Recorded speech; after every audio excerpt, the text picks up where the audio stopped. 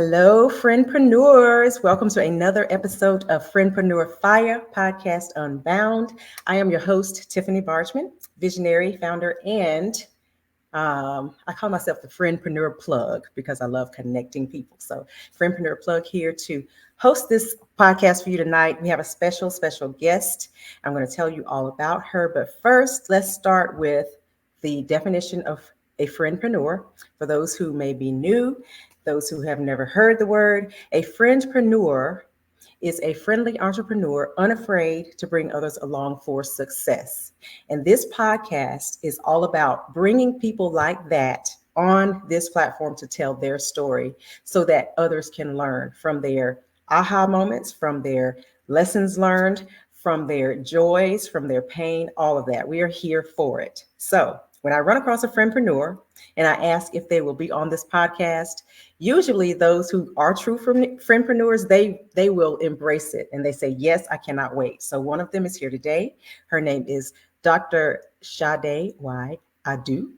And I met her recently at a conference by another friendpreneur, Ryan Ray, a great connector.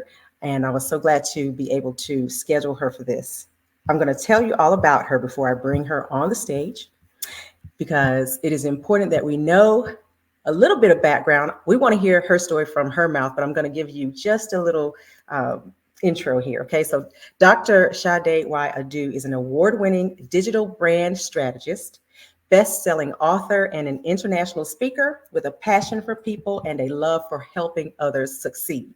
So this is where our visions intersect, because we love making sure other people have what they need to be successful in business, especially entrepreneurs. So she is driven by the desire to support women entrepreneurs and facilitate the creation of generational wealth, another place we intersect.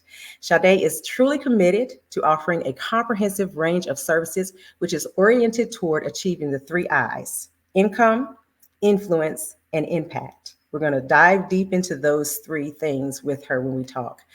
Whether working with a company or a brand, she will stop at nothing short of ensuring desired outcomes. So I'm going to bring Miss Sade Adu on the stage, and welcome, Dr. Adu. So Thank glad. you so much for having me. I'm happy to be here. Yes. I'm glad you took the time on this Mother's Day. It is very important to spend time with family. So this 30 minutes is golden. I appreciate it. I'm happy to be here. Okay. Now, the purpose of this podcast is to help friendpreneurs, of course, but we do that by understanding the why behind the businesses. We understand that people don't buy what you do, they buy why you do it. That connection that's made when people know the why is so important. So tell us about you and tell us about your why. Let's start there. So I am Dr. Sade Adu, and I am a branding and marketing strategist. And my goal is to help women entrepreneurs build their businesses by using the power of social media so that they can get paid online. And we help them create digital products, programs, and services because we believe on this side of the internet, you should teach what you know and get paid well for it. And this is why I started almost 10 years ago. We're almost counting down to 10 years in business. And I was living overseas in the Republic of Kazakhstan in Central Asia. And I was teaching, I was an international educator, and I had been in Kazakhstan for 3 years at that point. And I knew it was time to do something different. So a month before I resigned from my international teaching job, I started my business online. And I just wanted to inspire and empower and motivate people. And that was really the goal of how my company Savvy Solutions started. I wanted to solve problems. I was tired of people talking about problems and not having solutions. So I wanted to create strategic solutions. And that's where Savvy Solutions Consulting came from. And through that process of wanting to empower and motivate people, I realized that you had to make money. Mhm. Because one thing about leaving your job is that you don't get that check anymore, right? And I was comfortable with receiving, I call it my oil money check from Kazakhstan. Mhm. It was very consistent. And I was taking a leap of faith to do something different. So I needed to figure out a way to monetize it.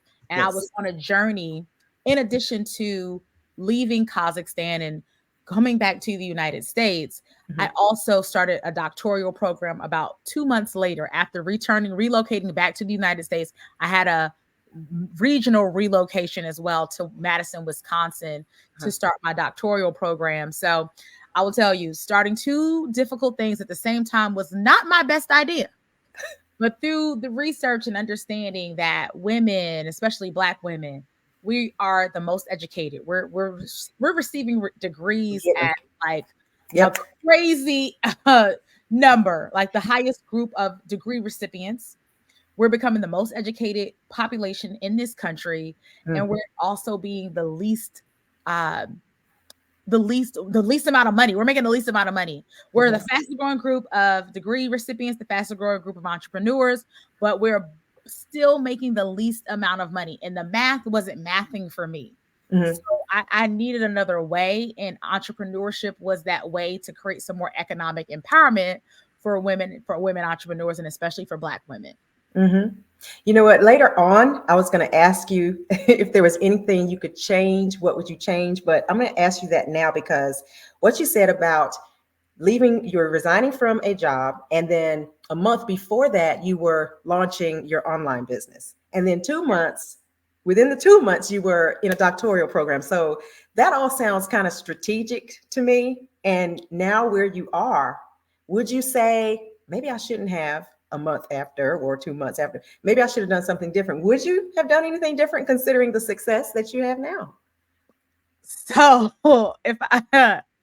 if I never would have started a PhD program, I wouldn't have went back to school. But we're here now, right? I'm going to do it, I got to finish. So that was the commitment. I'm like, if I start, I got to finish. What would I have done differently? So a couple of things. I would have saved more money while I still had a job, because moving in life and business are expensive. And I would have charged more faster. So part of the challenge with me, I could have been making multi-millions by now if I would have just charged more. A lot of times we don't feel confident or comfortable with charging our worth, or even more than our worth, because we worth so much more. And it took me so much longer. My identity was wrapped around me being a teacher for so long and being an educator, that this entrepreneurship or entrepreneur hat was foreign to me.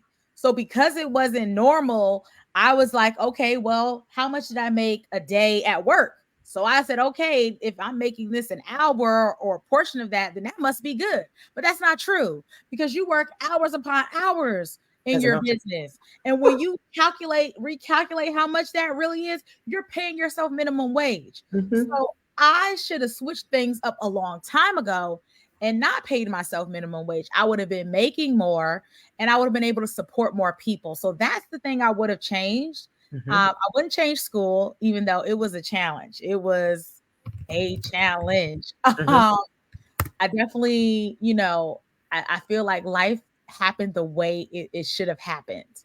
Are there some things that I would have changed? Maybe about money, like, okay, I would have invested in paid advertising, Facebook ads earlier. Really? Like 2014. Oh, this would have been a totally different conversation. Really? If I would have invested in paid advertising or learned marketing faster. But the biggest thing that I would have changed, and I always encourage clients and women that I meet that are starting out, believe in you faster. The faster you believe in you, the faster you can accelerate everything around you.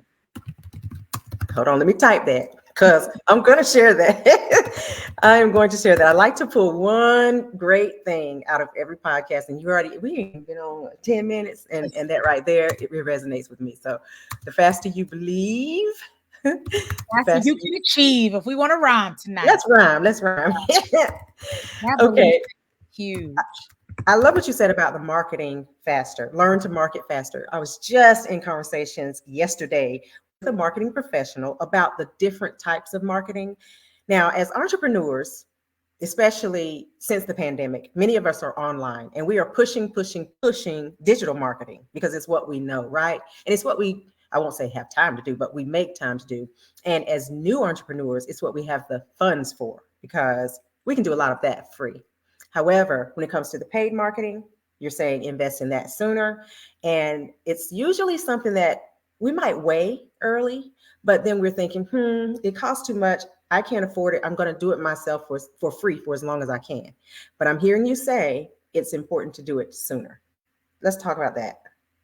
So for me, it would have been a good idea. So this is what I'll say. There's different layers of marketing. There's going to be what we call your build. When you're building your personal brand and you're doing organic, you are growing your following, you are building your email list. It's you yourself and I. Those are the employees that are working to build the visibility, and you're putting in that sweat equity, right? And it takes some time to build it. The next layer is to borrow or OPP, other people's people. So there's people who've been in business decades, years, centuries before you that you can partner with, and you can borrow their audience. So it makes it easier for you to build when you're leveraging somebody else's community. So find people, but you got to bring value to them. That takes time as well. You got to network, connect with some fellow friendpreneurs and see what you can do together so that you can grow together. And it has to be mutually beneficial. So that part is important. Who can you leverage? Who can you network with so that you can borrow a piece of their audience? And the last piece is buy. If you can't get in there for free, pay the fee. So if you want to expedite know, like, and trust, if you want to expedite opportunities, sometimes you got to pay to be in the room. I know people don't like to hear this. There's some people who complain online and they're like, I don't want to pay for mentorship. I don't want to invest in myself. And I say, okay, I'm not going to argue with you. But if I want to get into a room, I'm going to pay my way in. It's going to be faster. I'm going to network with people. And then if I know that this is a paid room, that's part of the marketing. Like paying to be in rooms is a part of your marketing budget, not just leveraging paid advertising with Instagram, Facebook, and all those kinds of things, but paying to be in spaces, networking. Because it makes it easier. We were at an event. It was a paid event. Yes, it was. It was so worth it. I wanted to make strategic and intentional connections with people in the state of North Carolina. I knew that there was an event happening here, so I went. Perfect example. This connection would not have happened if I didn't pay to be in that room. Right. Same. We would have known each other. So it's important. And now we put that in our mind, like that is a part of our marketing budget that we need to have a little bit of money.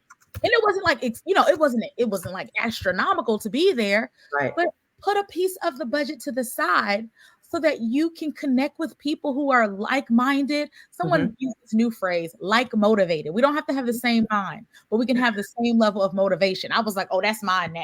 I'm borrowing that. Shout out to Brittany Cole who said, I said, oh, I like that. Motivation.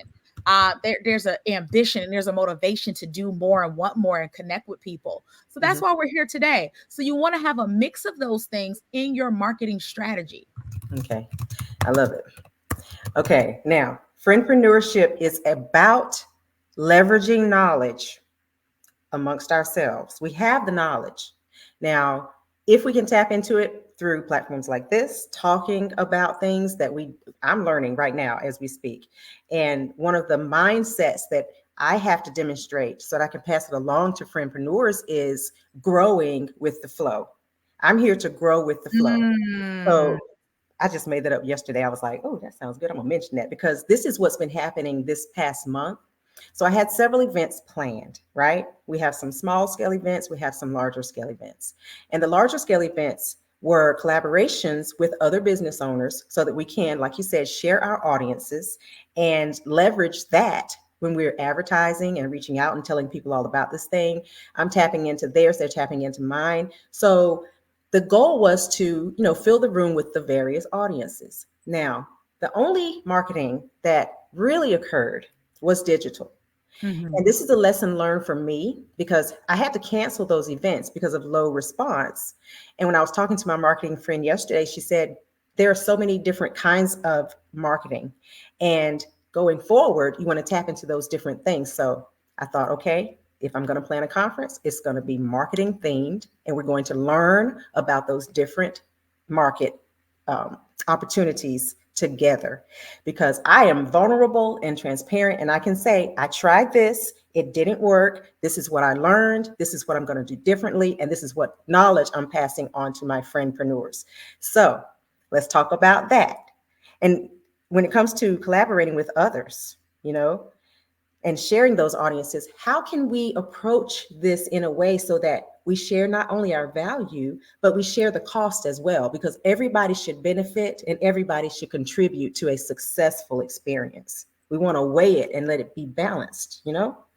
So it depends. It depends. Everything is negotiable. Mhm. So it depends on what you negotiate, and it depends on what people's vision is and who the lead is. So especially when you're talking about events, so many people have been coming to me about events. I've realized I probably supported, hosted, spoken at over 100 events at this point. So I have a lot to say about that particular topic. And I'm having a conference in about 28 days. Yeah. So I have a lot to say about events and event marketing. And one thing I will say in this particular season, because we're in a different economy, because people's mindsets are different, we're coming out of the post-COVID economy and we have inflation, we have a recession, we have people are doing different things with their money. So they have to see value in what you're putting out there, especially if you're brand spanking new. The things that we used to do, we have to do more of it. And we got to be more present. So when I'm evaluating somebody's marketing strategy and marketing plan, I'm like, listen, you got to do the most. First, it was them 7 touch points. People need to see your marketing message at least 7 times. Then now it's going to 11 to 13. Then it's about 50 plus touch points. Where people are willing to make a buying decision. So when you have the data, when you have the information, you can modify your strategy because you understand, like, okay, it's a different economy. That's why I said I should have marketed faster earlier. Because if I would have 10 years ago, my list, my audience, my fan base would be totally different because it was cheaper to acquire a customer and people were less skeptical 10 years ago than they are today about some of these same things. So you have to market consistently. You have to market to the point where it becomes boring to you. And you're saying something over and over and over again. When you get bored, that's when you're starting to pierce people's minds because they see it multiple times. And you have to just release yourself from feeling like, oh, I'm talking about the same thing over and over. You got to understand with these algorithms, most of the people that are connected to you did not see your post. If you only have an only organic strategy, only 10% of your audience is probably seeing your content at any given time. So if you got 1,000 people, only about 100 of them, maybe 50 saw your content. If you are only doing it on a business page on Facebook, only 1 to about 3% of those people are seeing it. So it's even smaller. And then if we're talking about other platforms, we got to also understand the lifespan of the content. So they're not seeing your post if you're only doing organic marketing. That's the reality. So you have to post more. You have to post in multiple places. So to get the same results that you used to get before. So if you just want to get the same as last year, you may have to do double the marketing. That's just I'm telling you the truth. Other people will lie to you and not tell you the truth, but I'm telling you the truth. You got to do double. So, I hosted my conference last year. We were in Atlanta for the last 2 years. This is our first year going to Charlotte. I'm doing way more stuff than I had to do last year. But also there's another variable. I moved to a new location. So we moved to a new city. So there's a new variable that I added into the the context of this event. But I'm doing way more than I had to do last year this time, or even 2 years ago, because the marketplace is different. So we just have to understand that. And also, I also tell people there's a clearing out in the marketplace because people can't hang. So if you can handle it, if you can survive and thrive in a season like this, where there's an economic upturn and a shift in the positive in the marketplace, and you're still here, you're going to be the undeniable choice. So you got to stick. My mentor said, you got to stick with it. It's not easy. It's not comfortable. It can be expensive. Trust me. I understand. There's bills probably in my inbox right now. But you can stay and you can sustain. You will be able to benefit from a marketplace like this.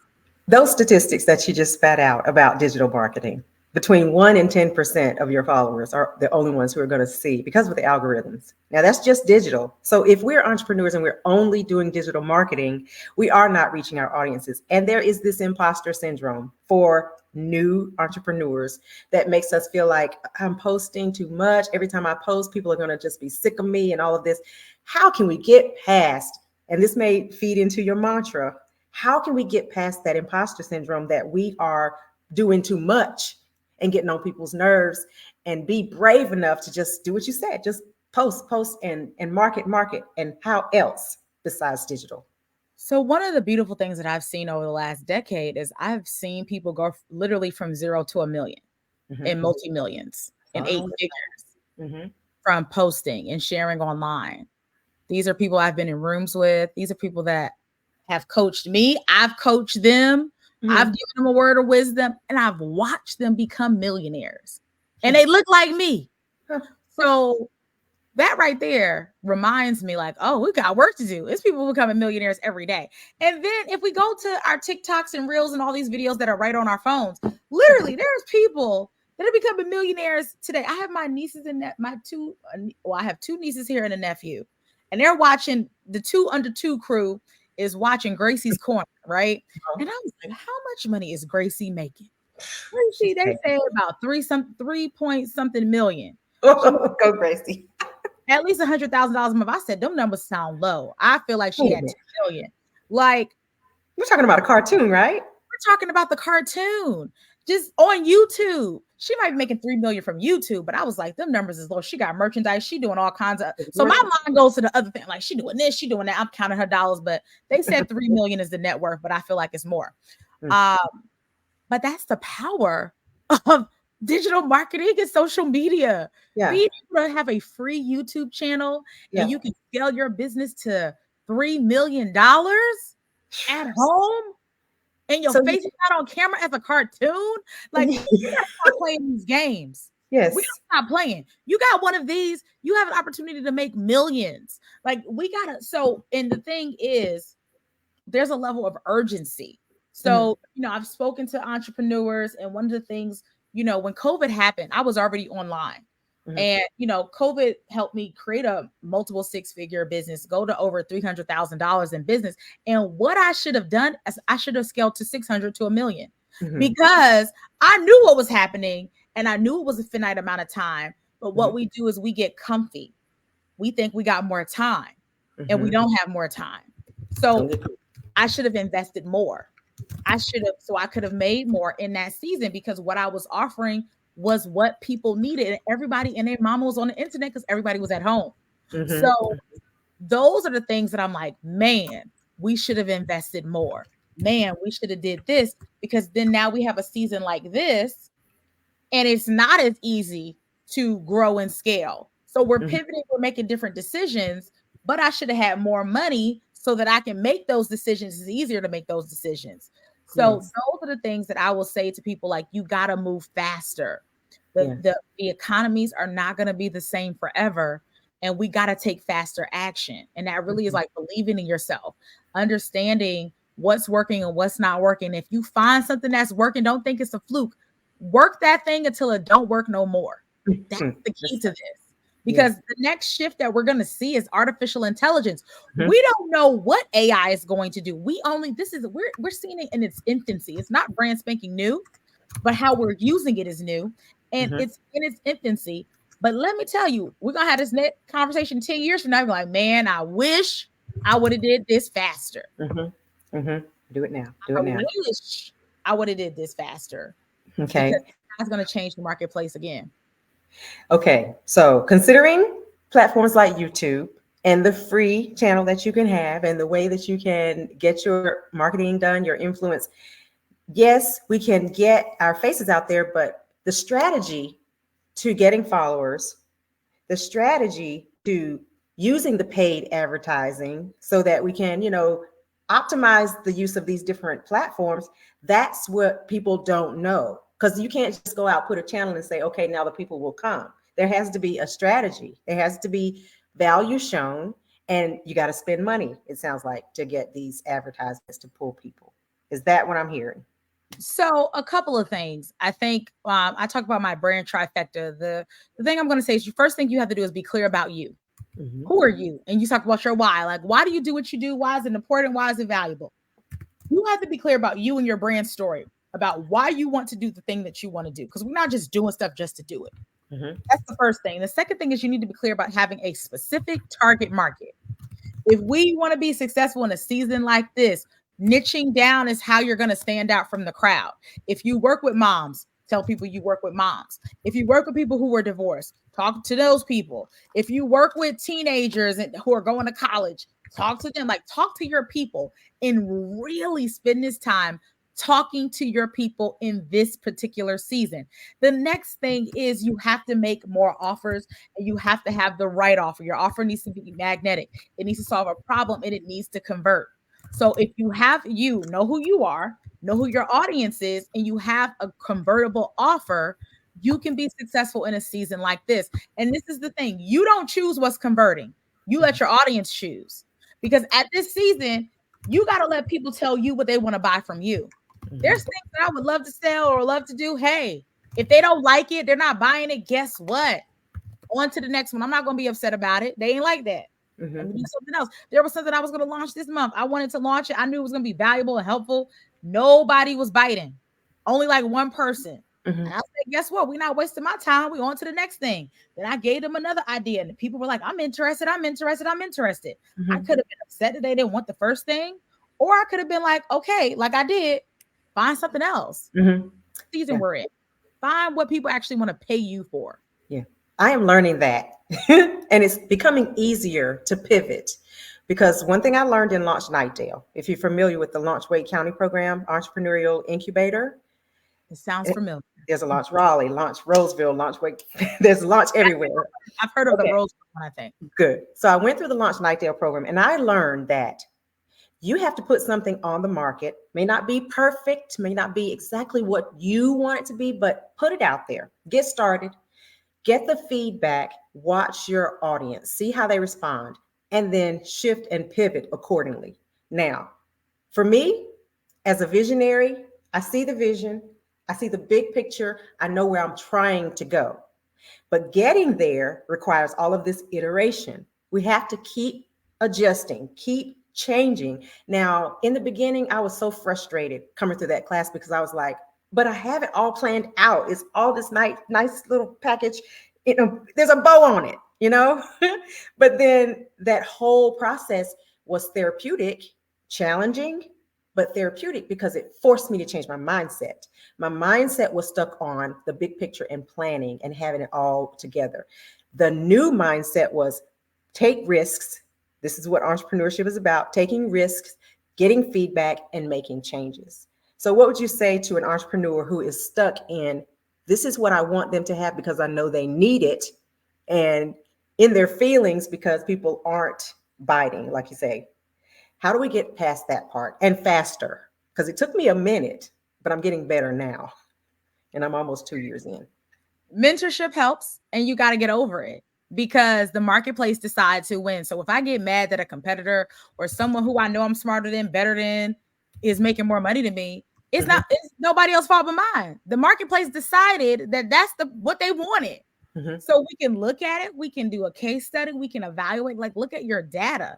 And what is your data? And if you don't got no data, that means you didn't launch yet. You got to put stuff out there. So you got to be willing to make a mistake. Like, it, what I say, one of my first mentors says, it doesn't have to be perfect for it to be paid. And ever since she told me that, I was like, I can operate in imperfection. Mm-hmm. Like, there's people out here imperfectly making money, by accident making money, posting it, it goes viral. It happens every day. Yeah. So you don't have to, the requirement is not perfection. The requirement is action. Mm-hmm. You don't have to be perfect in this marketplace. There are people with less skills, less tenacity, less of a story than you, mm-hmm. that's out here making it work. Yeah. People that's homeless, that's figuring things out. We're too comfy. That's the problem. So you don't get rewarded for being perfect. Mm-hmm. You get rewarded for taking action. Mm-hmm. And that action is going to give you information. It's going to give you information that, the marketplace likes it or they don't like it. Mm-hmm. So when I had my first digital product, my first program, it took me like 7 months to market it, and it was like $197. Why did it have to take me 7 months to make less than $200? I was happy that I finally did it. It gave me proof of concept that somebody wanted to buy it, but it did not have to take me 7 months to make $200. I Mhm. can't live off of that. Mhm. Right? These lights would have been off if that was how I was, sustaining myself at that time. So we have to make money because of the world we live in. So we got to figure out what people want to buy. And we Mhm. got to be, we got to remove some of the emotion from this. Mhm.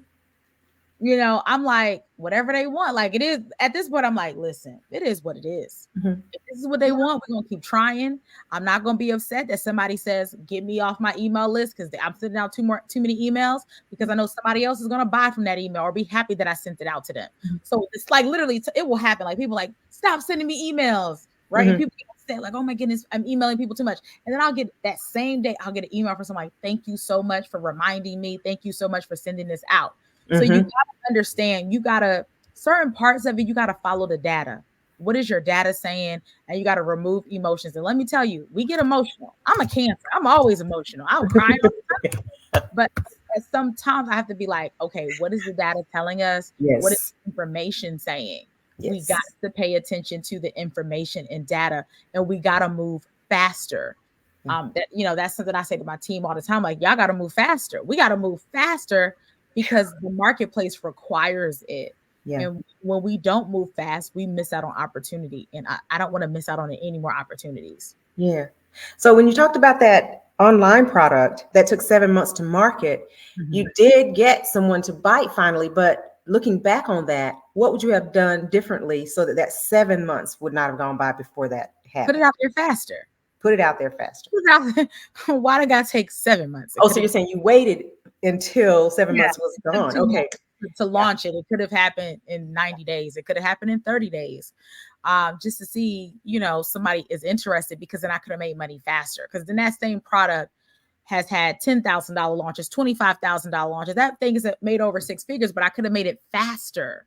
Mm-hmm. And 7 times that in those months. Yeah, I could have made it way faster because people were interested in it. And it was me. Believe. What was delaying you? Me. What? You were afraid? You thought people didn't want it? What? Fear? I mean, that was back in the day. I don't really remember why I delayed that long. I just know how long I delayed for. Okay. Fear. What is it? Fear, being scared, being intimidated. Am I good enough? At that time, I know what was happening. I was transitioning from this teacher role to being a brand strategist. And at that time, I was following people online who were like, oh, everybody's a brand strategist. Everybody's a brand strategist. Everybody's this, everybody's that, blah, blah, blah. And I was just listening to them. And I shouldn't have been listening to them because they don't pay my bills. Right. And I was intimidated because I started off as a life coach. I started off as a career and life coach. And then everyone who was coming to me for life coaching wanted brand strategy. They were like, well, how did you build your website? How did you get your clients? How did you do this? How did you do that? And they kept saying, how did you build this brand? And I can't understand, like, I'm a life coach. Why are you coming to me about branding? And then I just realized that that's what the marketplace wanted from me. They knew I knew how to do branding. I just didn't know I knew how to do it. And then one day I accepted it. Some random man found my number and called me and said, you know how to do branding. And I said, okay, I guess I do. I'm going to listen. I was going to ask you about the aha moment. Okay. When did you know that that's what you were supposed to be doing? What was the moment? That was it. I saw this man's photo like on a what's that thing called on this website. And somehow he found my number. I never contacted. I don't even know how it happened. I saw his name and information on Groupon. That's what it was. He was doing an event on Groupon. And I was like, okay, he's promoting his event on Groupon. It's a marketing strategy for some people. Like if you have a brick and mortar, Groupon can actually be a marketing platform for you. So I was just like, cool. Somehow he got my number and called me. I don't even know how it happened. And he was like, he just needed help with branding himself. And I was just talking to him and he said, you know how to help people with branding. And what I realized years ago, when I was a kid, I used to work on gubernatorial, presidential, and municipal campaigns. I learned branding and marketing from politicians, canvassing, phone banking, registering people to vote. And I was doing this before I was eligible to vote. So I just knew how to do it. I didn't realize I was on the campaigns for college, high school, middle school. They would, I knew how to make slogans and I knew how to create websites and things. This is just stuff I knew as a kid. Yeah. Who knew that it would Who become knew? a business Who years knew? later, that same strategy and marketing brain I'll be able to leverage this for other pieces and facets of my life. And my mentor said, of course, you was doing this when you was a kid. Duh. She was surprised, but I was very much so surprised. I love it. You are coming up as a kid, being trained, being molded, being Mhm. shaped, not even realize that's what's happening. And in retrospect, you can look back and say, this is why I went through that whole process. Here I am now. I Mhm. love it. I love it. Yep. Okay, so we're running out of time. I want to talk about your books, and I also want to give you a moment to talk about your upcoming conference. Yes. So June 6th, 7th, and 8th in Charlotte, North Carolina, we have the Girl Your Brand's a Big Deal conference. We're going to be continuing to expand on this conversation that we're having tonight. If you are someone who needs some marketing support, you want to build your brand, you want to build your confidence and your competence in your expertise, and you want to get paid. Mhm. Girl, Your Brand's a Big Deal is the conference you want to be at. Our keynote speaker is the phenomenal, the incomparable, iconic Kim Coles of Living Single. And we just have a phenomenal group. We're going to be talking about protecting your brand, your intellectual property. We have an attorney who's going to be sharing about that. We're going to be talking about wealth building. I've amassed a phenomenal network of wealth builders who are going to be talking about stocks and trading and how to maintain wealth. And we're going to talk about what happens when you lose everything. We have someone who's going to share her story about how she lost millions and how she's bouncing back to make it. Like, it's one thing to have it, it's another thing to lose it, it's another thing to bounce back. So we're having that conversation. And another thing that I see entrepreneurs that I wish I would have done, like what I have done first, profit first. So we have one of our pals who's a profit first professional, and she's going to be teaching you the tips, tools, and strategies to save more of your money, keep more of your money. A little secret, most entrepreneurs do not pay themselves. So we're going to have that conversation. And then we're going to have that other conversation about this marketing, paid advertising with my pal, Ryan McCrary. He's going to talk about the funnel doctor, who's going to talk about paid ads, Instagram, Facebook ads, so that you feel more comfortable and confident when you are giving Uncle Zuckerberg, Mark Zuckerberg, your money. We want to make sure you do it the right way so that you get the results that you desire. So we're doing that and more. And we're talking about content creation and more at the Grow Your Brand's a Big Deal conference. The link to get a ticket is thebigdealconference.com. thebigdealconference.com. I'm going to put that in the comments. But while I'm doing that, since you mentioned Girl, Your Brand's a Big Deal, I know you have a book under that title. Yes. We talked about a few books before we came on here, but you can touch on that one because that's the theme of the conference. Let's talk about that book a second.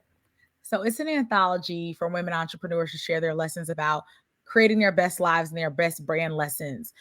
In that book, again, I'm always in my anthologies. They mirror where I am in life at that moment. Like, where am I supposed to be? What am I supposed to be doing? I'm questioning life. I'm questioning business, and I'm always questioning my next level. And in this book, I am saying now it's time to be the big deal.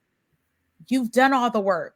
This is most of my identity has been wrapped. My business identity has been first, being an educator, then going into the brand strategist, but also being the doctoral student. Most of my business career has been me being in school. And now with Girl Your Brand's a Big Deal, I'm finally out of that place, finally graduated, and I'm accepting this new identity as Dr. Adu.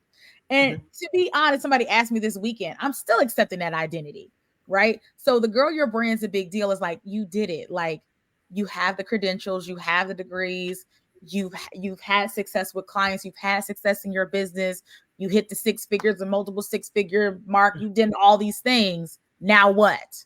Now really be the big deal, because you can't play and say you're not no more. Right, you're in it. You got all this evidence, you got all the street cred that says you are a big deal. Now finally accept it and let's go to the next level. So that's where we are with that particular book. Awesome. Okay, now tell me again where the people can get the tickets.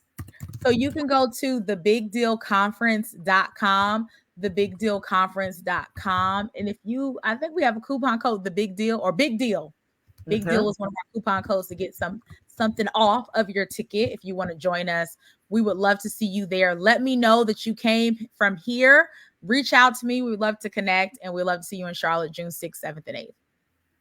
Awesome. Now, I am going to take you off stage for 1 minute while I speak to our sponsor and then bring you back for final words. So be thinking about that, what you want to leave friendpreneurs with when you get back. Okay. Be right back.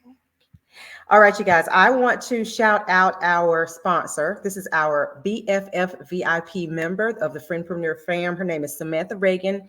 You have seen her ads before. She is my masseuse. She gets rid of my shoulder boulders on a monthly basis, and I highly recommend her because she puts me to sleep on the table every time. Touch of Sam is her full service spa boutique, and I'm just telling you, go see Sam. She's on Millbrook Road. You can reach her at touchofsam.com. So she is our major sponsor. Our minor sponsors are Sip and Share collab sponsors. Every other week on Tuesdays, we come together as a Friendpreneur fam to leverage business knowledge and learn from one another. And whenever people come, they're welcome to buy a friend a drink. And these are they who've done so. So Dwayne Bobbitt, he can be reached at dsbsolutionsllc.net. He is a coaching solutions professional. Talia Scott, she's a new author of a book called The Backsliders, and her link tree is here on the screen. Shakira Scott, CEO of Ultra Media Productions, her link tree is here. Jalen Gales, she calls herself the professional busybody, and she's the host of Just Be Yourself podcast. And then Cheryl Merritt, a real estate agent of New Legacy Realty. And we also have my intern. Her name is Madeline Scott. I call her my virtual assistant, my junior virtual assistant. Friendpreneurship.com is our website address. So those are our sponsors. I'm going to bring Sade back on the stage to give us some final words. What have you for us? My final words is, well, my final phrase is just to do it. Go after it. Now is the time. Just go for it. Just go for it. Thank you for your time this evening, Sade. I appreciate you. Thank you for having me.